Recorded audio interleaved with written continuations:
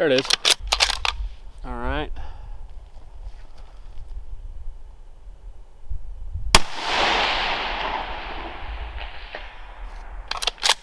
Hit slightly on the left side.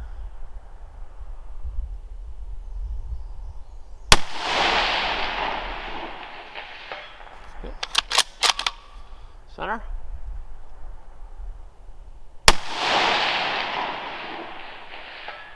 Excellent. Very happy with that. That was 4 in a row at 7. Like 670, I think is what this actually is. Good morning, everyone. Hope you're all having a wonderful day today. Today, we're taking a look at the Savage Axis 2 precision rifle chambered in 223/556. But before we get into the video, if you didn't know, Gun Deals is a website that provides you with links to some of the best products and prices in the industry. Whatever it is that you're looking for can probably be found on their website for the best possible price. So if you like saving money on cool stuff, go ahead and check them out. They don't take your money, they don't buy or sell anything. Again, they only point you in the right direction. Now, with all that out of the way, go ahead and like, share, and subscribe, as it is free and does help us out quite a bit. Also, go ahead and comment something of your favorite crayon color down below. Now, with all that out of the way, full disclosure on the Savage Axis 2 Precision is that we did pay our own money. We paid full retail price, which I believe currently at the time of this video is like under $800 from Locked and Loaded, which for what we'll get into is a extremely high value rifle. Now, getting into some of the specifics of this guy, as you can tell, it is a large, as the name implies, sort of precision rifle chambered in 556. Now, it is so large that I really can't fit all of it on camera, so we'll kind of go through it piece by piece. Now, starting off, this is a 223/556 barrel. I was shooting some 556 through it, and it didn't blow up on me, so I hope that it is actually rated for 556 pressures. Now, this is a 22-inch heavy barrel, 1-in-7 twist with a 1/2x28 thread at the end. Currently, I have a YHM brake on there, which is also a adapter for suppressors that are coming in, hopefully, with the new ATF E-forms in about under 90 days or right around that time frame. Now, with the brake on there, with the heavy barrel, there is absolutely no recoil, which, as we'll get into later with shooting, means you can just track your rounds all the way in, even without a spotter, out to 600 and 700 yards with this 556 rifle. Now, the barrel, as we mentioned, is a heavy barrel, and it does have a slow taper towards the front where it is just a little bit thinner at the end of the barrel, as you would imagine. And then as you come back, just gets a little bit thicker all the way to where I believe it's like 1.1 inches all the way here at the back, which is, again, a very thick heavy barrel profile, especially for such a small bore, which is only .223, of course. And as we'll get into accuracy a little bit later on, does provide us with a very good level of accuracy over a wide variety of loads. Now, apart from the barrel, the most notable feature on this specific rifle from Savage is going to be the chassis. Now, this is a specific chassis to the Savage Axis 2 Precision rifle. So you can't just go out and buy this MDT chassis and throw it on your Savage Axis 2 and then get the same results. Or again, because you can't actually buy this specific chassis from MDT. Now, if you don't know what MDT chassis are, I believe it's Modular Driven Technologies. They make a lot of chassis, a lot of very, very high-end chassis for like PRS and professional shooters in general. They usually range from maybe $300 on the low end all the way up to like $1,000 in some circumstances for the craziest chassis that they offer. So again, when we're talking about a complete gun with an MDT chassis for around $800, we're already talking about a substantial deal. Now, getting into the chassis itself a little bit, up front we have M-LOK on a very free-floated rail on the 3, 6, and 9 o'clock positions. If you were going to be using this as like a 223 precision rifle, or PRS rifle, I should say, you can add your weights on the side and then your bipod or even your Arca Swiss down on the bottom. Now, moving back from the M-LOK up front, the heart and soul of the chassis is one block of aluminum. So you have an extremely strong, extremely rigid chassis, which will help you in terms of accuracy and repeatability. And then to kind of fill it in, we have these olive drab overmold, or what are these injection molded parts on top of it for your magazine well and some of the other parts as well, giving it this very nice, very clean aesthetic. Now, the magazine selection for this specific chassis is going to be the AICS magazine. So these are single feed 10 round magazines.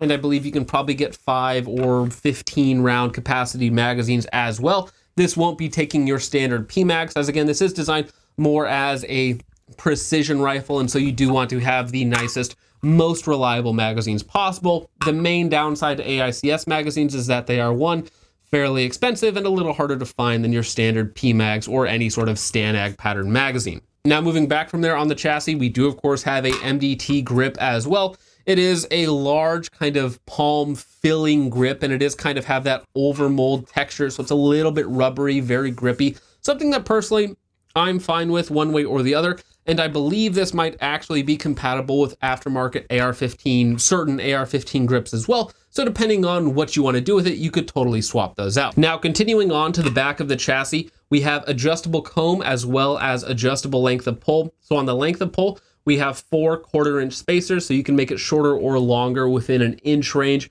which should fit just about everyone unless you're on one end of the body extremes. Now, we do have an adjustable comb height as well, depending on what sort of optic you're using. This is a Athlon 1:10 by 28, so this is actually a 34 millimeter main tube. So personally, I don't need to adjust the comb height, but again, if you're using different optics, different height or whatnot, you can actually get this very tall if for a different setup if you needed it. Now, 2 kind of small downsides to this chassis is while this is all adjustable, it's not quick adjustable by any means. It does require tools. You have 2 Allen keys here that you loosen, then adjust this, and then set it where you want it. And then, of course, you need to take out these 2 screws, take out the spacers, and then re-screw the screws back in to get your desired length of pull. So it's not really adjustable on the fly, which is a slight downside, probably not that big of a deal to most people, but just keep that in mind that it does require tools and a little bit of time to adjust this stuff. The second minor downside is that on certain MDT chassis, they do have a folding stock, which will of course allow this to be a slightly smaller package, though as you can see, it is not a small or lightweight package. Speaking of weight, without a magazine and optics, it does come in at 9.8 pounds, I want to say. So right at about 10 pounds for just the rifle. Now with a full magazine, depending on your optics, you're realistically looking at about 12 to 13 pounds and then upwards of 15, 16 pounds if you're throwing on bipod suppressors and what have you. So if you were thinking of this as somewhat of a hunting rifle or something you were going to be doing a lot of walking around with, probably not. Now, getting into its intended use case is, again, this is the Savage Axis II precision rifle. This is a very heavy, very stable rifle, and again, does provide you with a high level of precision and accuracy. Now, getting into the action itself, I believe this is a standard Savage Axis II action that they just drop into this very nice MDT chassis. And of course, the Savage action is based off of another action, I believe. So you have a fairly standard, I believe it's very close to a 90-degree bolt throw. So it's not like super fast or smooth in that regard. Now, when I first got it, it was a very stiff unlock and lock. However, after shooting it for a couple hundred rounds at this point, it smoothened up quite a bit. It's fairly fast, especially if you get used to it and whatnot. It's not the nicest, crispest, smoothest action that you'll ever feel. And there are actually rifles in this price category that will give you a smoother, slightly faster action. Again, that is going to be one of the downsides of this, is that it is still a Savage Axis II at the end of the day, just with a very heavy barrel and a very nice chassis, which is a huge value. But again, it's not going to be the nicest action on the market. Now, combined with that, you also have the standard Savage Axis II trigger. Now, the trigger is adjustable all the way from 2.5 pounds all the way up to 6 pounds. So for most people, you're going to want to adjust that basically as far down as you can, again, depending on your application. Now, this one here, to be fair, has not been adjusted by me whatsoever. So I believe this is at the factory about 4 pounds. So if you're familiar with the Savage Axis II trigger, you do have the blade safety in the center, which is kind of like the first stage, if you will. So you have that little bit of take up, and it's a very, very hard wall, and you just build pressure, and you have the tiniest, very crisp break at the end. Currently, again, I have not adjusted this down whatsoever. I believe it's still currently at about 4.5 pounds, somewhere in that range. But again, you can adjust that all the way down to 2.5 pounds. And for most people, especially if you're taking this out to long range, I would recommend just adjusting it as low as you personally feel comfortable with. Another nice thing that they did on this specific rifle as well is it does come with the very nice top rail that is actually a 20 MOA rail. Now, 20 MOA rails, if you're not familiar with long range shooting, and again, personally, I don't do a lot of long range shooting. This gun actually was the first time I ever took something out to 700 yards and was able to hit consistently. So again, I'm not necessarily a very experienced long range shooting. 95% of my shooting is within 100 yards, and then 99% of my shooting is within 500 yards. And then this is one of the only 2 guns that I've ever taken out to 700 yards. But again, you do have a 20 MOA rail on top, which is going to give you additional headroom, especially with a caliber like 5.56 that at extended distances, 700, 800, 900, 1,000 yards, is going to start to drop quite fast. Now, getting into the accuracy, because that is going to be one of the most important things when we're talking about a precision rifle. Is it accurate? Is it reliable? Is it repeatable over several groups? Now, we weren't using this optic. We were actually using the Primary Arms GLX 2.5 to 10X that you see in the background. And we were setting up at 100 yards from the prone with, I believe, 4 or 5 different loads. We were using some Nosler 77 grain, some HSM 77 grain match ammunition, some Atomic 77 grain ammunition, but we did actually fire 2 5-round groups with the HSM 77 grain match ammunition, because that was the ammunition that I was going to be taking out to 700 yards. And so I wanted to confirm that it was zeroed, and also confirm that it was grouping the way that I wanted it to. So then when I hike up to 700 yards, I'm not missing all of my shots and not having a very fun time. So with all 3 of the loads that we had out for accuracy testing, I was able to get around sub MOA to right at 1.5 MOA with all of the kind of match ammunition that I had out that day.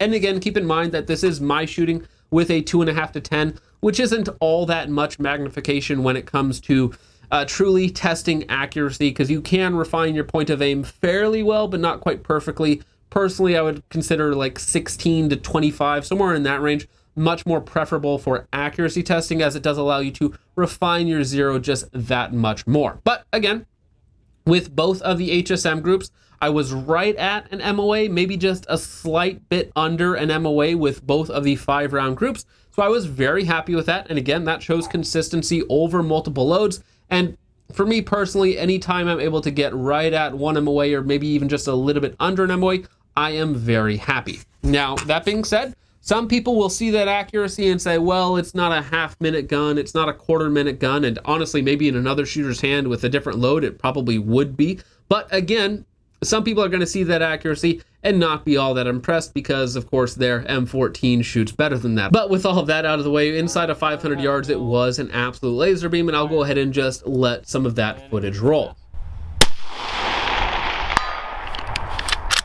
Just off to the right side.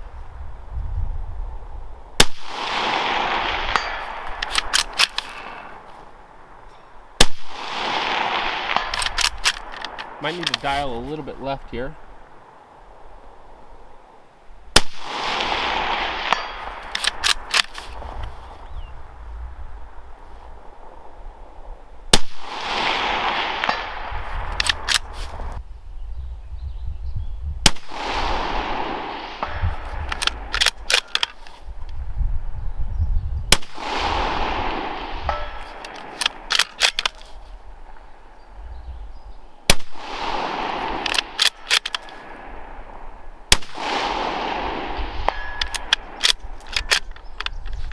Last one here.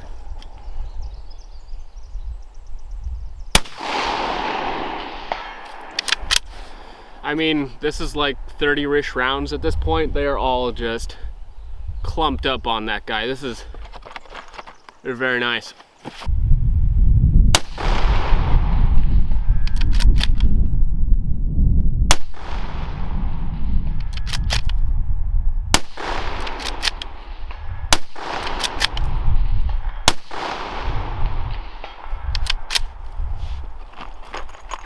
pretty easy.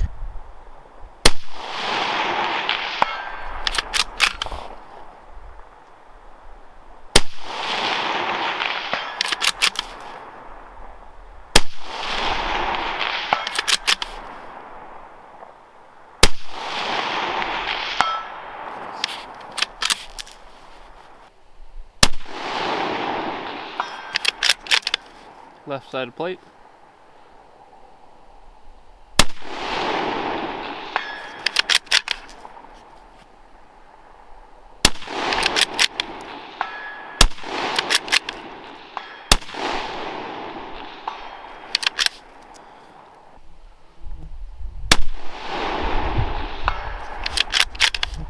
And you can just watch the trace fall right in.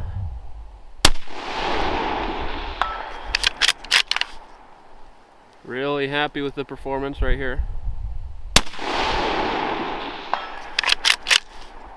I could do this all day.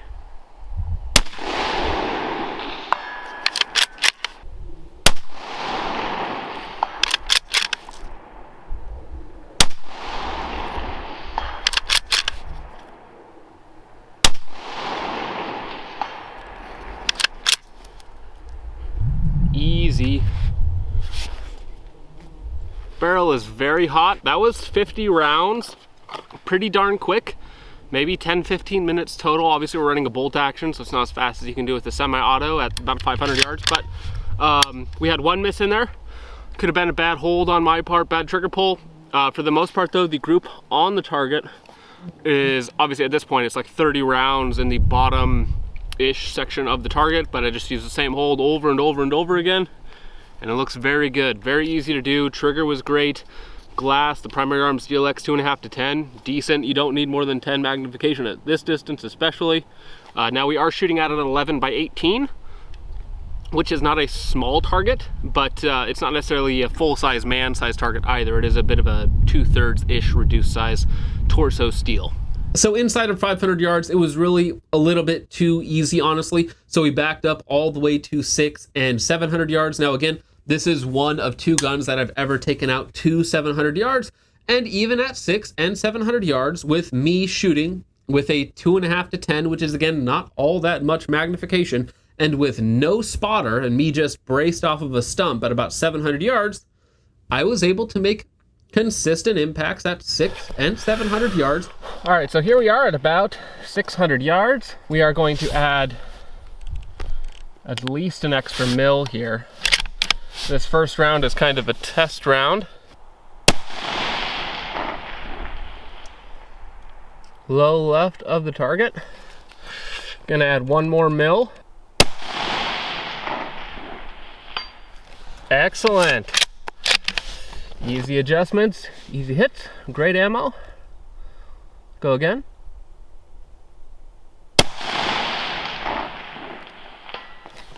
Excellent. You can watch the whole thing sail in from up here, which is nice. Good glass.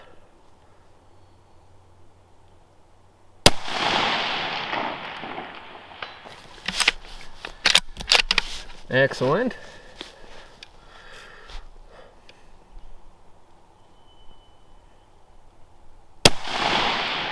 Oh, hi, over top. My bad.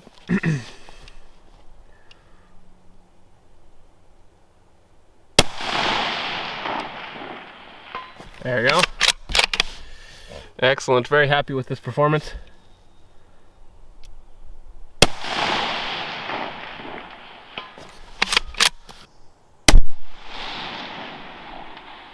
There it is.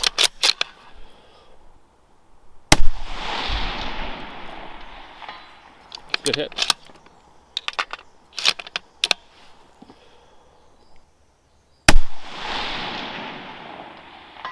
Oh, that was good.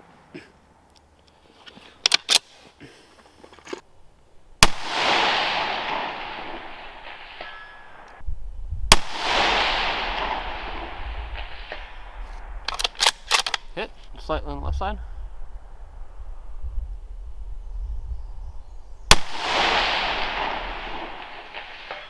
Hit. Center.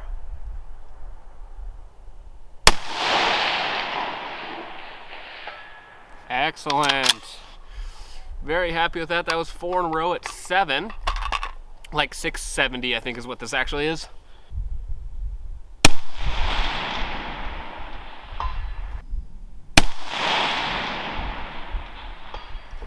Yep. The last round, so either way, this is it right here.